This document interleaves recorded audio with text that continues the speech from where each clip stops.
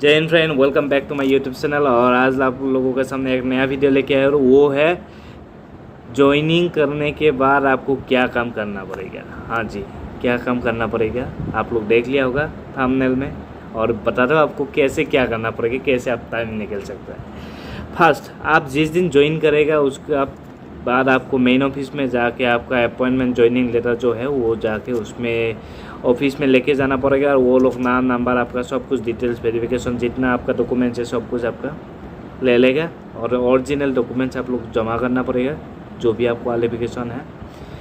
और उसके बाद आप लोगों को मैच में रूम में मतलब आपको बैरेक दिखाई दे जाएगा। और जो बैरेक है उसमें जाके आपको जो बैरेक है आप लोगों को जहाँ रहना है उसका बगल में आपको मैच रहेगा। और मैच में जाके आपको एंट्री करना पड़ेगा। आप मैच एडवांस देना पड़ेगा, जितना अमाउंट है आपका मैच काटेंगे इतना आपको अमाउंट आपको मैच एडवांस के लिए आपको रखना पड़ेगा हाथ में, आप देना पड़ेगा। आपका पास पैसा नहीं है, आप बोल सकते हैं जी 2 दिन के बाद मैं दे सकता हूँ, ठीक है, ऐसा भी हो जाएगा, कोई ये नहीं है।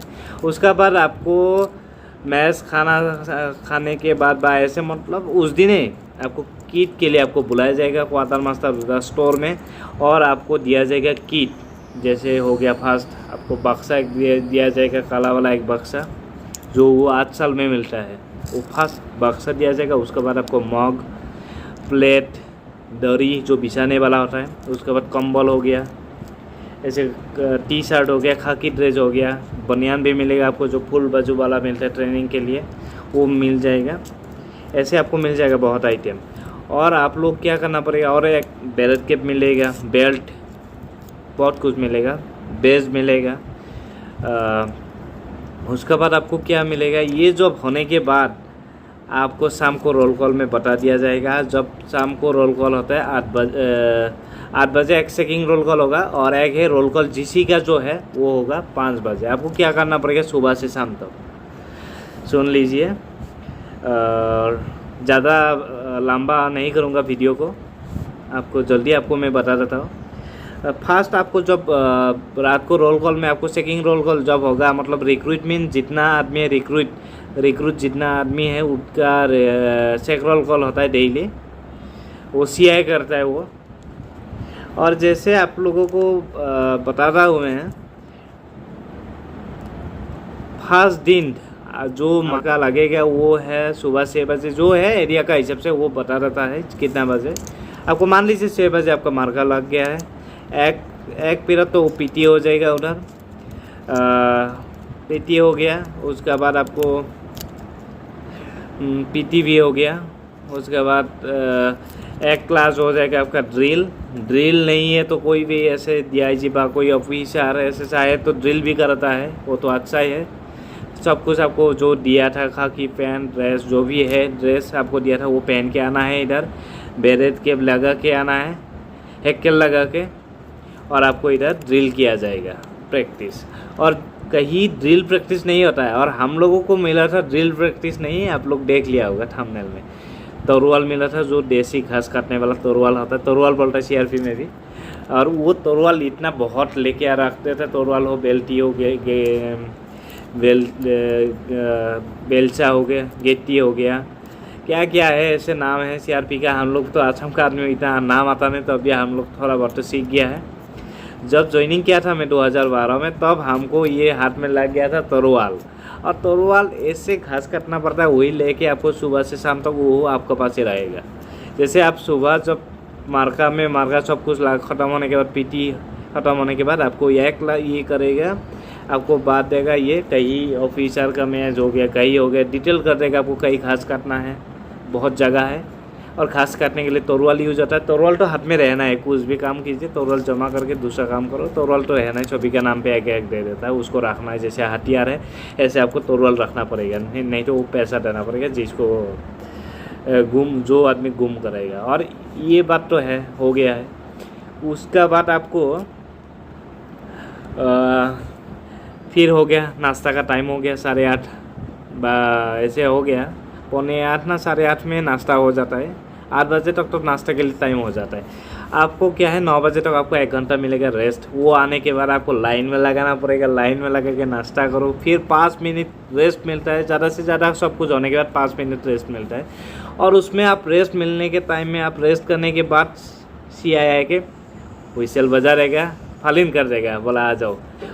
उधर होगा 10 बजे और आपको इधर आधा घंटा पहले बजा रहेगा, क्योंकि चौप आदमी आने के बाद मतलब उनका भी क्या है, उसको CII को जितना टाइम मिलता है उससे आधा घंटा पहले वो फालिन कर देगा। सभी का नौकरी का दौर है, वो भी पहले ही आधा घंटा पहले ही मतलब क्लोज आदमी को ये करेगा, इकट्ठा करेगा, इसलिए वो आधा घंटा पहले कर देगा। इसलिए क्या है 9 बजे तो व्हिसल बजा रहेगा, फिर 9:30 बजे से फिर क्लास नहीं तो ये खास हो गया, बेलचा हो गया, सब कुछ लेके पूरा फालिन हो जाएगा। ये बोलेगा हमको भी 2 बंदा चाहिए, वो बोलेगा हमको भी 2 बंदा, ऐसे ऐसे काम के लिए हो जाएगा। 11:45 तो 11:15 तक आपको काम में लगा रहना पड़ेगा, 2 घंटा 2-2.5 घंटा।